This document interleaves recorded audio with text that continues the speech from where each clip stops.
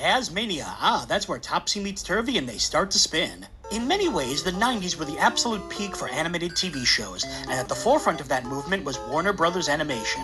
Animaniacs, Pinky and the Brain, Tiny Toon Adventures, Batman the Animated Series, Freakazoid. Warner Brothers turned out some of the most clever and memorable shows of the time. And while it wasn't quite as memorable as the others, Tasmania still had the quality you came to expect from them. The show was about Taz, the Tasmanian devil, and his adventures with a frankly ludicrous amount of side characters. My favorite was always Kiwi.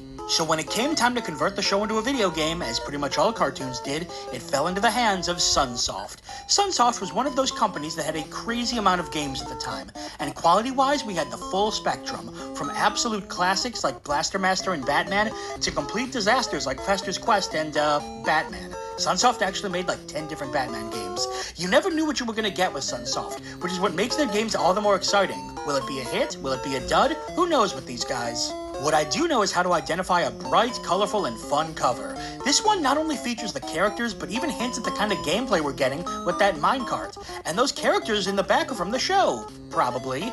God, there were so many characters. Let's head down under for a little adventure. We're paying a visit to Tasmania. Everything owned by Warner Brothers, of course. You guys can keep them. You do good work with them. Whoa, oh my god. Cutscene? That's a good-looking Taz. A zoom effect, kind of. Tasmania. Oh, I like this song. Not the Tasmania theme, but it's pretty good. Nothing to do. Let's go. Play game. Whoa. Tasmania in... Wait, do you think the character's name is Tasmania? Christmas Island Capers, okay. Tasmanian Devil Munching Madness. What, no mania? Taz is a long-running character on Looney Tunes, originally a villain, but sort of settled more into a good guy role as time went on, especially when he got his own show in Tasmania. But you already know that because we covered it back in episode 91 of Game Boy Roulette with the Tasmania game. That one was a perfectly playable platformer made by Sunsoft. Nothing super amazing, but certainly good-looking.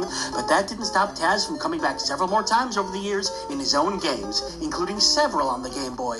There was, of course, Tasmania 2, and then there was today's game, a Game Boy Color entry.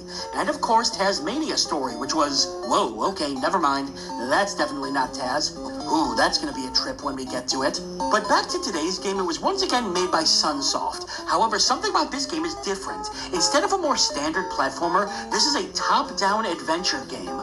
Certainly a genre that's had some great games over the years, but the fact that it's made by Sunsoft means this could go any way. On one hand, they made the absolutely excellent Blaster Master, which had plenty of well-done top-down sequences, but on the other, Fester's Quest, one of the most obnoxious top-down games ever. Admittedly, it is exciting knowing that this game could end up either being a huge hit or a massive dumpster fire. The cover is super colorful and fun, just what you'd expect out of anyone in the Looney Tunes. Hey, wait a minute, he bit a Game Boy?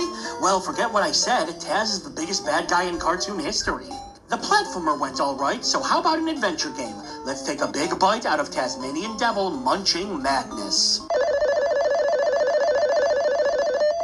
Tasmania 2. Hey, that sounds familiar. I won't lie, of all the characters out there who I expected to appear 3 times on Game Boy Roulette, Taz was certainly not near the top.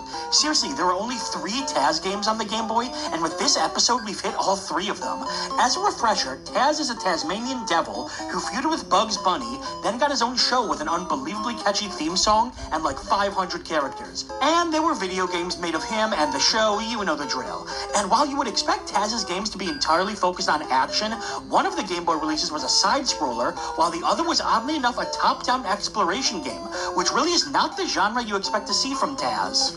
But what's more interesting about this game is the creators. The game was developed by Beam Software and published by THQ. That in and of itself isn't a big deal. They were both quite prolific.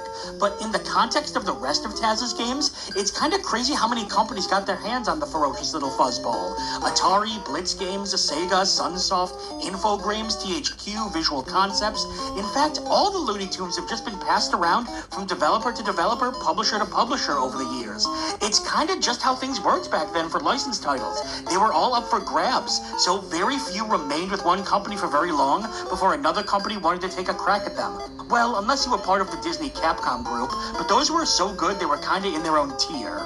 But back to the game, the box art, well, we've looked at before. Last time I made a mistake and I looked at this box art instead of the original Tasmania's, so we've already covered this one.